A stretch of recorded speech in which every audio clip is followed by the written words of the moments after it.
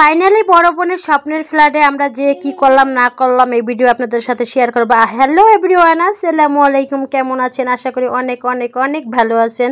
তো যাই হোক, এই তো আমরা রেডি হয়ে বড় বোনের বাসায় যাইতেছিলাম নতুন ফ্ল্যাটে। এই ফ্ল্যাটে মানে আরেকবার গেছিলাম দেখতে, তখন কোনো কিছুই হয় নাই এভাবে, আর এখনও অনেক কিছু কমপ্লিট করতে পারেনি, সাজানো গোছানো মোটামুটি মানে টুকটাক জিনিস, আর যেহেতু পুরানো জিনিসগুলো সব চেঞ্জ করে ফেলাইছে, এখন সব কিছু নতুন করে সেট করছে। ফ্ল্যাট দেখাবো আবার আগামীকালকে। তো যাই হোক, ওই জায়গায় যায় কী করলাম না করলাম এই ভিডিও আপনাদের সাথে শেয়ার করব।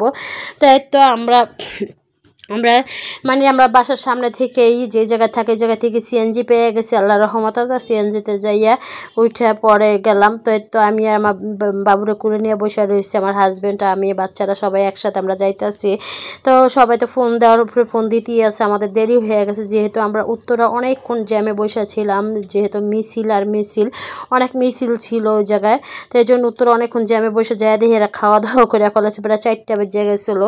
তো আমরা বোনের বাসার এদিকে বসুন্ধরা, দেখেন রাস্তার অবস্থা কত সুন্দর, ভিউ মাশাআল্লাহ এত সুন্দর লাগতেছিল। বসুন্ধরা গেটের দিক দিয়ে রাস্তাটা আসলে যেসব এলাকা নিরিবিলি এলাকায় আমার কাছে বেশি ভালো লাগে, যেরকম এলাকা সেরকম সৌন্দর্য।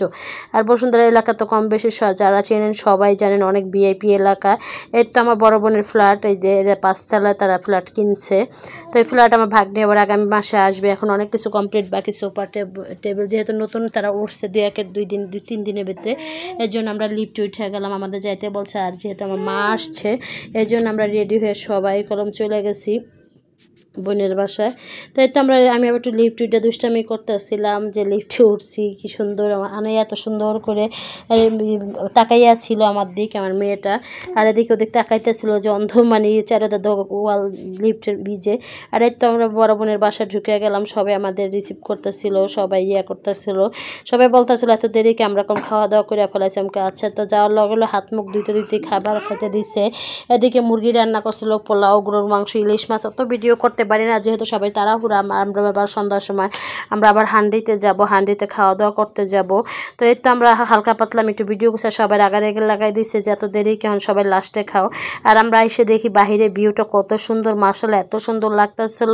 তো এই তো আমরা আবার জামা কাপড় আমার মেয়েরে চেঞ্জ করে দিচ্ছি, আবার ফল টল কাটিয়ে দিল, পেঁপে, পেয়ারা, আম, আপেল এগুলা। তো আমরা আবার হান্ডিতে যাব আগামীকালকে মেয়ে জন্মদিন পালন করতে। তো এটা ভিডিওটা দিব ইনশাআল্লাহ। আর এদিকে ঝাড়বাতি চুরবাতি লাগাই, যে বললাম না মোটামুটি টুকু কমপ্লিট করছে, এখন অনেক ফার্নিচারে বাকি রয়েছে। রুমের ভিতরে সব কিছু মোটামুটি সেট করছে, আর ঝাড়বাতি 2টা লাগাইছে।